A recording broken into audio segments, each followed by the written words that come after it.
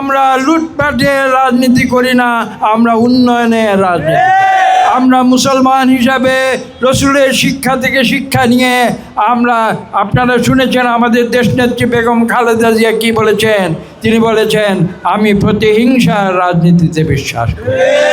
ঠিক একইভাবে আমরা এই নরসিংদী 2 তথা 5 জনা যারা আমরা বিএনপি করি, আমরা এখানে যারা এখানে উপস্থিত আছেন প্রত্যেককে আমি নির্দেশ দিয়েছি যে আমরা প্রতিহিংসার রাজনীতিতে বিশ্বাস করি না।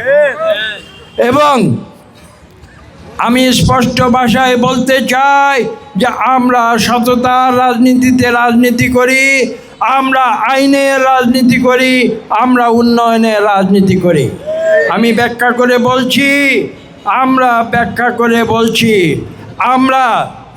আমরা কালো টাকা রাজনীতি করি না, সততার রাজনীতি করি।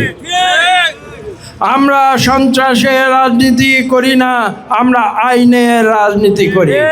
এবং আমরা লুটপাটের রাজনীতি করি না, আমরা উন্নয়নের রাজনীতি।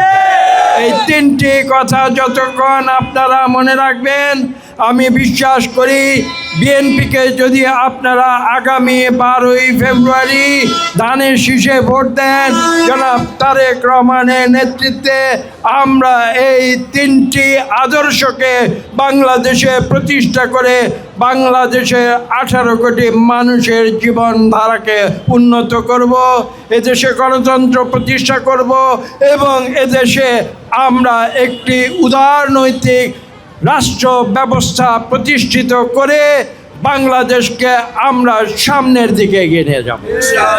আমি এখানে বক্তব্য দীর্ঘ করতে চাই না। আমি এই এলাকার মানুষের প্রতি সম্মান জানাই। আপনারা বারবার আমাকে ভোট দিয়েছেন, আপনারা 4 বার আমাকে জাতীয় সংসদে প্রতিনিধি করে পাঠিয়েছেন, যার ফলশ্রুতিতে বেগম খালেদা জিয়া 3 বার আমাকে মন্ত্রণালয়ের দায়িত্ব দিয়েছেন।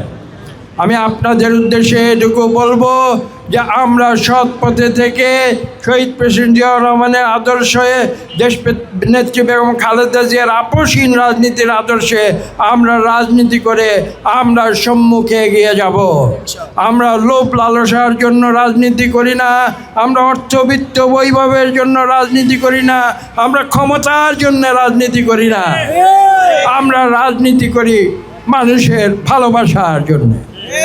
এবং এই পলাশবাসী তথা নরসিংদী 2 নির্বাচনী এলাকা সদরের 3টি ইউনিয়নের মানুষ যেভাবে আমাকে ভালোবাসা দিয়েছেন, আমি আপনাদের প্রতি কৃতজ্ঞতা প্রকাশ করছি। বিশ্বাস করি অতীতের মতো ভবিষ্যতে আপনারা আগামী 12ই ফেব্রুয়ারি আপনারা নির্বাচনের দিন আপনারা ধানের শীষকে ভোট দিয়ে আপনাদের সেই বিশ্বাস ভালোবাসা অক্ষুণ্ণ রাখবেন। এবং আমরা আমাদের পক্ষ থেকে এইটুকু বলতে পারি যে মহান আল্লাহ তাআলা যদি আমাকে হায়াত দেন, আমি আপনাদের জন্য, যদি আপনারা আমাকে সংসদে পাঠান, আমি নিজের জন্য কোনো আমার চাওয়া পাওয়ার কিছু নেই, একথা আমি প্রমাণ করেছি বিগত 35 বছরে। এবং ভবিষ্যতেও ঠিক একইভাবে আপনাদের জন্য আমি কাজ করে যাব, বাংলাদেশের উন্নয়নের জন্য কাজ করে যাব, নরসিংদীর উন্নয়নের জন্য কাজ করে যাব, পলাশের উন্নয়নের জন্য কাজ। আমি এই কথা বলে আজকের মতো আপনাদের কাছ থেকে বিদায় নেব। ইনশাআল্লাহ অতি শীঘ্র আবার আপনাদের সঙ্গে দেখা হবে। আল্লাহ হাফেজ। একটা মিনিট স্যার।